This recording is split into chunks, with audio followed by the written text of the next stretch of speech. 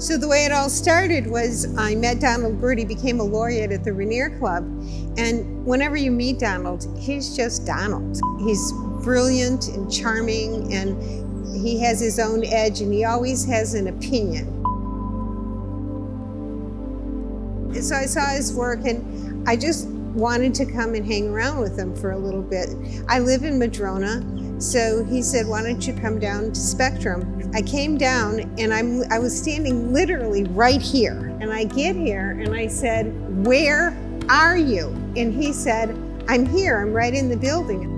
What building? What are you talking about? I just couldn't imagine that that was the building, because here he is, this internationally acclaimed choreographer. And when you just look at that building, that just looks like an abandoned parks building or something, place where they store, old tables. There's no sign along the beach. There's no sign here by the parking lot. There's one tiny little sign in front of the building that you can't even see unless you're driving down the road. So you really do not know that this is Spectrum Dance Theater, home of Donald Byrd. Madrona Beach is a very interesting beach, and Junius Rochester is the historian of this area. He wrote the book, The Last Electric Trolley, and this is the location where the last electric trolley came.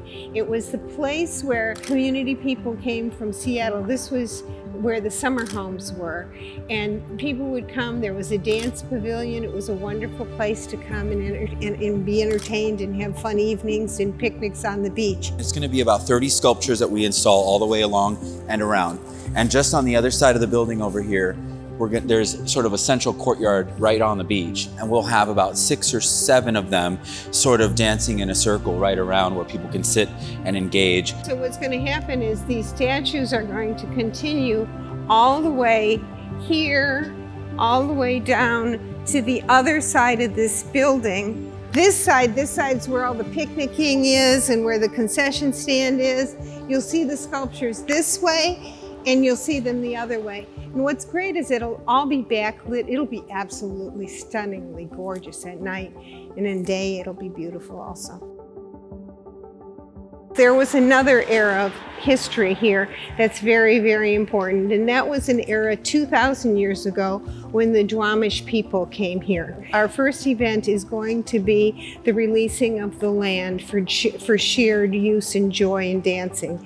And there will be a totem installed right here, and on that totem there will be a QR code. That QR code will take us back 2,000 years to the original Duwamish people. One of our objectives is to restore these old benches but maintain the original cobblestones. And what we would like to do is not only restore but create more conversational spaces with the seating that's built in, and then have an extension of the sculpture park that went all along the walkway and around the side that continues here, so that people are able to not only engage more fully with the artwork, but feel that they're also in conversation with the art and with what's actually happening inside of this wonderful building. We want to acknowledge that there are those who came before us who have already improved this property. Madrona has always maintained this as in its sort of natural habitat. You can see we didn't build it up with lots of structure and planning. We totally intend to keep it in that same way.